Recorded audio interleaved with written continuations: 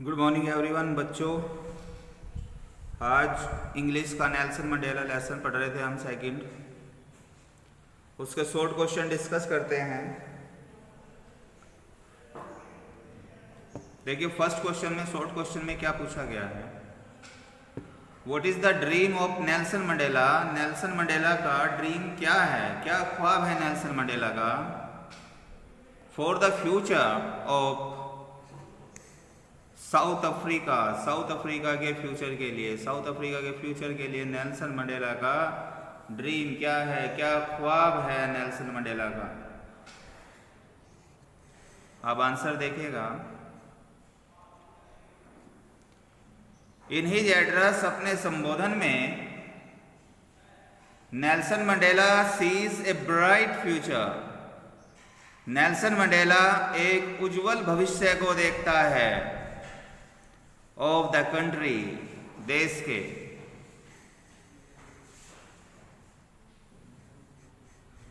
ही promises,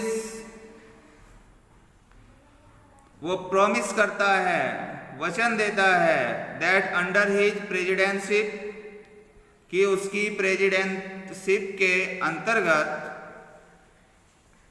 जब वो राष्ट्रपति है उसके अंतर्गत, the country shell never face, देश कभी भी सामना नहीं करेगा, the operation,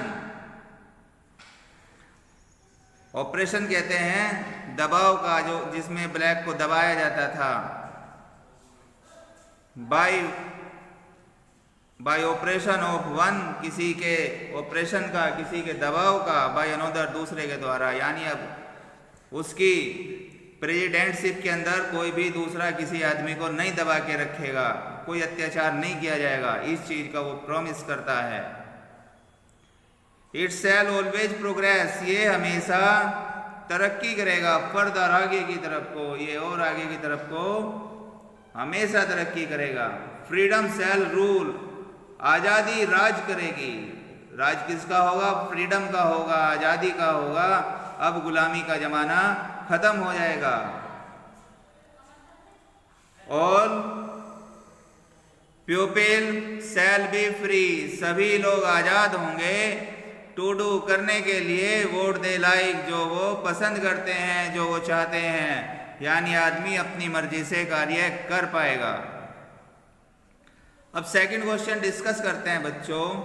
what is meant by apartheid. Apartheid का क्या मतलब है?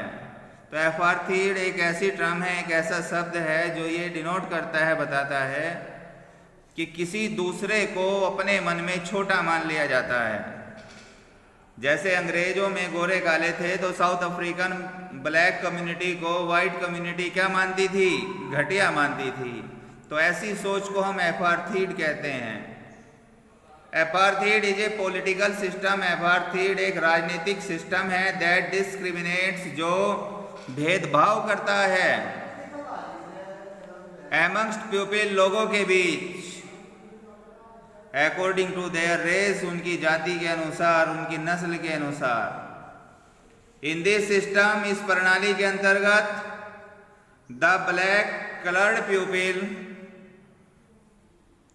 काले रंग के लोग, काली चमड़ी वाले लोग, in South Africa, South Africa में, हैड नो फ्रीडम, कोई आजादी नहीं रखते थे, to discharge their personal and social obligation, अपने व्यक्तिगत और सामाजिक दायित्वों को पूरा करने की कोई आजादी साउथ अफ्रीका के अंदर ब्लैक कलर्ड पीपल नहीं रखते थे। ये एक ऐसा सिस्टम था जहां पर व्हाइट ने आजादी नहीं दी थी ब्लैक को कि वो भी अपनी जिम्मेदारियों को, जो उनकी व्यक्तिगत या सामाजिक जिम्मेदारी है, आजादी के साथ निभा सके। द पीपल वर डिवाइडेड, लोग बटे हुए थे, into 4 racial group and kept apart by law, लोग बटे हुए थे 4 नस्लीय समूह में, एंड केप्ट अपार्ट, और उनको अलग रखा गया था बाय लॉ, कानून के द्वारा। जबकि कानून सबके लिए क्या होता है? डेमोक्रेसी में समान होता है। The system denied many rights, system ने मना कर दी थी बहुत सारे अधिकारों से। To the non white people, ऐसे लोगों को जो नॉन वाइट थे, श्वेत नहीं थे, गोरे नहीं थे, अर्थात काले लोगों को मना कर दी थी बहुत सारे अधिकार देने से। अब नेक्स्ट क्वेश्चन देखिए third, how does Mandela define, किस प्रकार से मंडेला परिभाषित करता है करेज, साहस को, एंड द ब्रेव मैन, और साहसी आदमी को। द ऑथर डिफाइंस, लेखक परिभाषित करता है करेज, साहस को, एज नॉट द अब्सेंस, अनुपस्थिति का ना होना, ऑफ फियर, डर। वो कहता है कि डर की अनुपस्थिति का ना होना। ऐसा नहीं है कि भाई डर अनुपस्थित है, डर नहीं है तो इसको साहस कहेंगे। राइटर इसको साहस नहीं मानता, बल्कि किसको साहस मानता है, but as the triumph over it, बल्कि इसके ऊपर विजय प्राप्त करना। तो राइटर का मानना है कि डर के ऊपर जीत हासिल करना ही साहस है, डर की अनुपस्थिति को साहस नहीं कहते। ऑल्सो अकॉर्डिंग टू हिम, उसके अनुसार, ए ब्रेव मैन, एक बहादुर आदमी, इज नॉट ही, वो नहीं होता, who does not feel fear of any kind, जो किसी भी प्रकार के फियर को महसूस नहीं करता, डर को महसूस नहीं करता। लेखक के अनुसार वो बहादुर नहीं होता। ही इज द वन, बहादुर वो होता है, वह वो होता है, हु कनकस फियर, जो फियर के ऊपर, डर के ऊपर, कनकस कहते हैं, जीत हासिल कर लेता है, उसको यहाँ पर बहादुर कहते हैं। अब नेक्स्ट क्वेश्चन है बच्चों, what changed Nelson Mandela, question number 5, question number 5, what changed Nelson Mandela as a young man into a bold one, क्या बदलाव आए थे नेल्सन मंडेला में एक नव युवक से, जब वो एक बहादुर व्यक्ति के रूप में चेंज हो गया, तो वे बदलाव कौन से आए थे नेल्सन मंडेला के अंदर? आंसर देखो बच्चों इसका, Nelson Mandela wanted freedom of his country, Nelson Mandela अपने देश की आज़ादी चाहता था, एंड हिज कंट्री मैन, और अपने देशवासियों की। द डिजायर फॉर फ्रीडम, आज़ादी के लिए इच्छा, ऑफ हिज पीपल, अपने लोगों की, चेंज्ड हिम, इस चीज ने उसको बदल दिया, इनटू ए बोल्ड मैन, एक बहादुर आदमी में।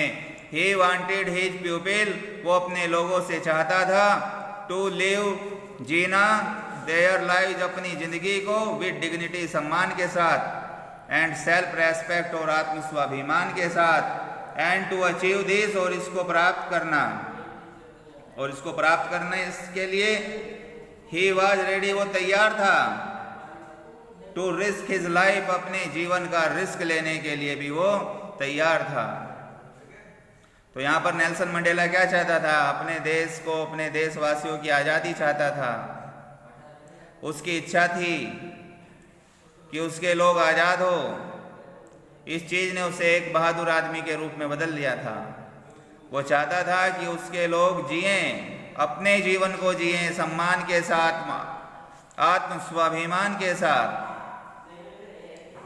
और इसको प्राप्त करने के लिए अपने जीवन का रिस्क लिया उसने। According to Nelson Mandela, Nelson Mandela के अनुसार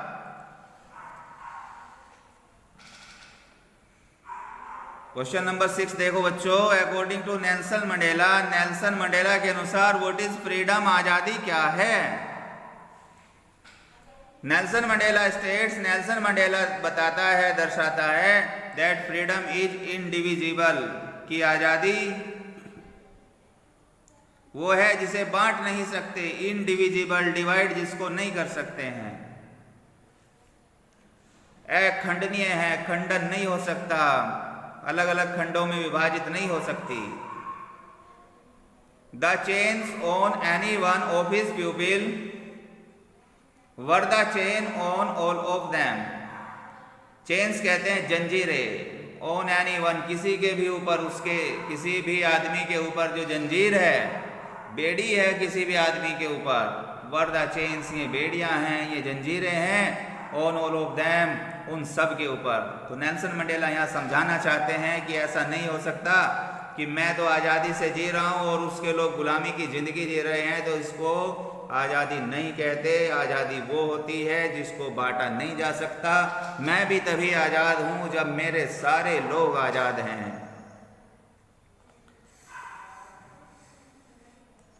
and that the chains on all of his people were the chains on him also, और जो बेड़ियां हैं on all of his people, उसके सारे लोगों के ऊपर जो बेड़ियां हैं, जो बंधन हैं, वर द चेन्स, वो बेड़ियां थी, ऑन हिम ऑल्सो, उसके ऊपर भी। तो नेल्सन मंडेला कहते हैं किसी भी आदमी के ऊपर उसके अगर जंजीरें हैं, बेड़ियां हैं, कैद है, तो वो सबके ऊपर है, या सबके ऊपर है तो उसके ऊपर भी है।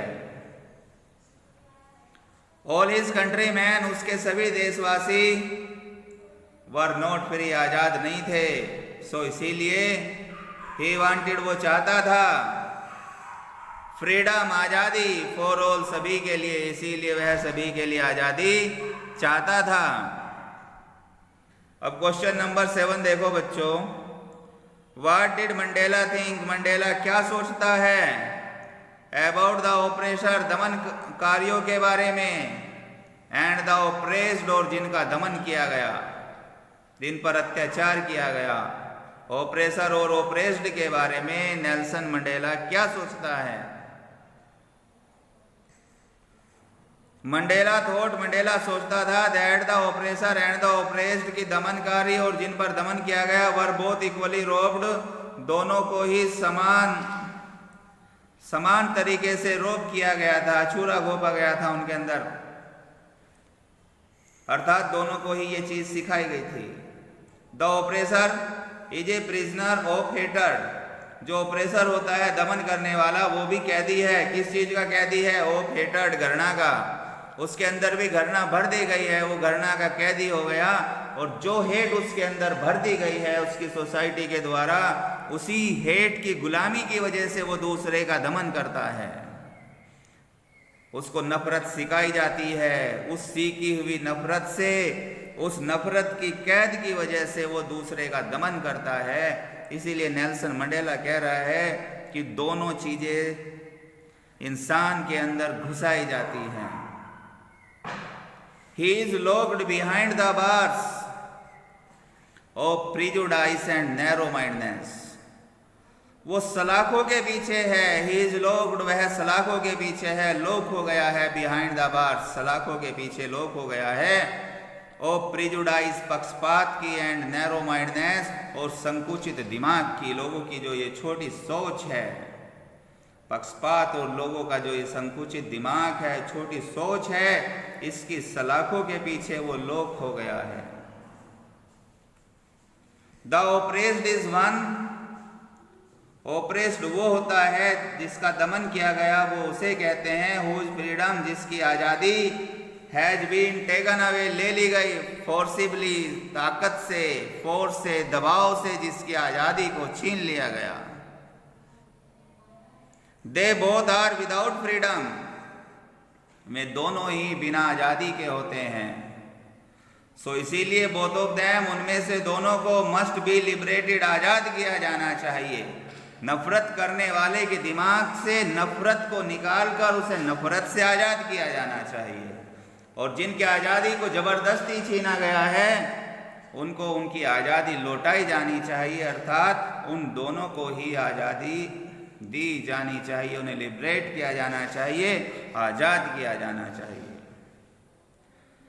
नेक्स्ट क्वेश्चन है बच्चों, question number 8, describe the inauguration ceremony that took place in brief, जो समारोह हुआ था उसको ब्रीफ में आप वर्णन कीजिएगा। शपथ समारोह के बारे में हमने पढ़ा था, प्रेसिडेंट के रूप में जब उन्होंने शपथ ली थी तो क्या हुआ था, उसका आपने वर्णन करना है ब्रीफ में। द इनॉग्यूरेशन सेरेमनी वाज हेल्ड, शपथ समारोह हुआ ऑन 10 मई 1994, 10 मई 1994 को in the union building amphi theatre के अंदर, यूनियन बिल्डिंग में जो एम्पी थिएटर है इन प्रिटोरिया के अंदर यूनियन बिल्डिंग है, उसमें जो एम्पी थिएटर है उसमें हुआ था 10 मई 1994 को ये समारोह।